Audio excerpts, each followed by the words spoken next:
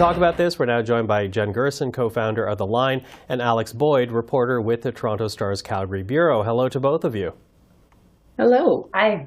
Alex, I'm going to get you started us off because the wildfire situation has allowed Danielle Smith to showcase her leadership skills while in crisis. I don't want to sound insensitive regarding what is really happening with people's lives here, but has that actually helped Danielle Smith's campaign?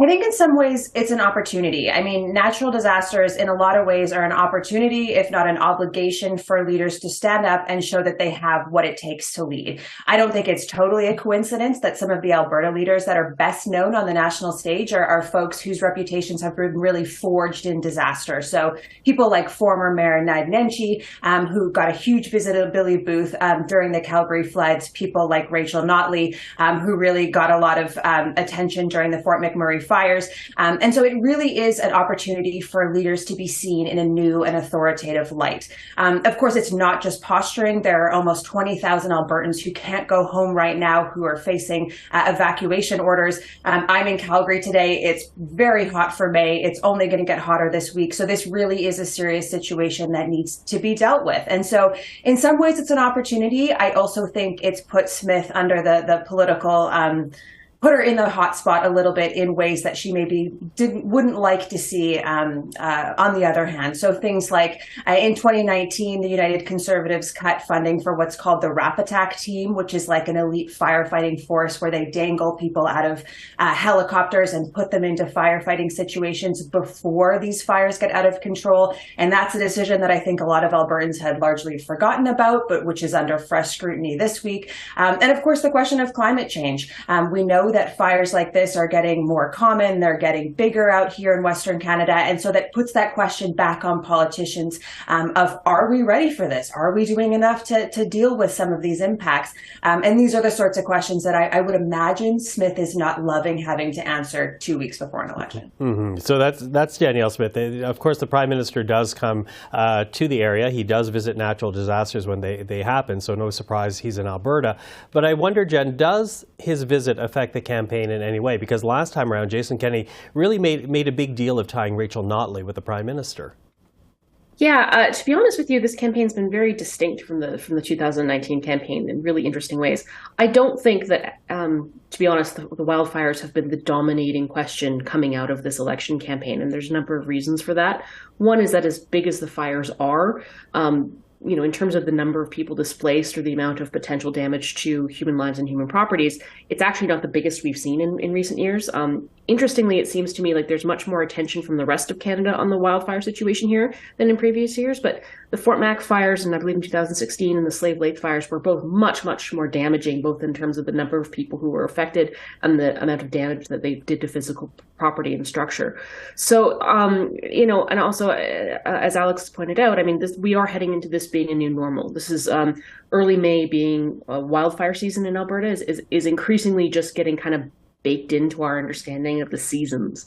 So it's kind of an interesting thing. The wildfires have been an interesting opportunity for the leaders, but I don't think that they've overshadowed the continual gaffes that Danielle Smith has been suffering during this election. Mm-hmm. Well, let me pick up on that point because I also want to get your reaction to the poll that was released this weekend by Abacus Data, a survey that shows the NDP very much in the lead. What do you make of those numbers? Alex, I'll get you to start. Sure. I mean, there's the evergreen disclaimer that a poll is just a snapshot in time. It's a relatively small group of people. I think in this case, they talked to 800 voters. So anyone who thinks that the election is over with 2 weeks to go, I hate to break it to you, but we might see some changes between now and Election Day. What is interesting about these numbers is that the snapshot in time that they are looking at was a very fiery one here in Alberta. This polling was done in the days after some comments from Smith were publicly revealed in which she appeared to compare people who've been vaccinated for COVID with people who follow Hitler. And so, you know, Smith is obviously someone who has a long track record of making, some might say blunt comments, others might say very controversial comments. But even for her, even in that context, these particular comments have really hit a nerve. They've upset a lot of people. And that has been, I think, a question for a lot of folks is this something that is going to actually stick to her in a way that some of her past comments have not? And so this is kind of the first glimpse of what public perception could be doing. Again, I had this conversation with Janet Brown last week, who's a very well-known pollster. She wasn't, I believe, involved in this poll, but she's a very reputable pollster here in the province. And she made the comment that sometimes when you ask people a question in the wake of an event, they react emotionally, they react with anger. And so sometimes when they've had a little bit of time to cool down or to process, they may end up voting differently than what they initially told the poll. So again, I don't know that this poll is, the end of the road for us in Alberta, but it's an interesting look at an interesting period in time. But, Alberta elections, there's lots of twists and turns. We got 2 weeks to go in Alberta election time. That's years. And so, it's not over here. Jen, what do you make of the number that we saw from Abacus this weekend?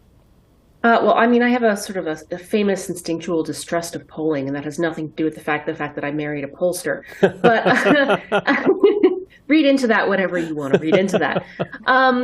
But to be blunt, I mean, it is just one snapshot. It's one poll. What's interesting about the poll is that it is showing or suggesting that undecideds are starting to break to the NDP, particularly in places like Calgary. That could be a death knell for the UCP if it continues.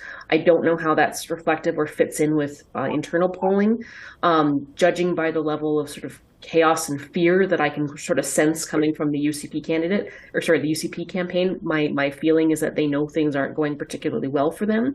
And if the NDP manages to drop these gaffes on, like, say, 36-hour intervals from now for the next 2 weeks, it's anybody's game. Now, I do think that as far as polling goes, we are going to see this election track much more closely to what we saw in 2012, which is that most decisions are actually going to get made in the last 24 to 48 hours before actual E-Day.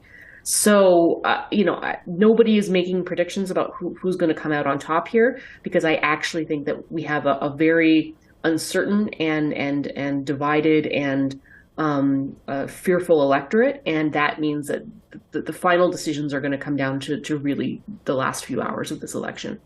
Okay, well, we will keep following, and I'm sure the three of us will speak again. But for now, Jen Gerson, Alex Boyd, thank you very much for the time today. Thank you. Thank you.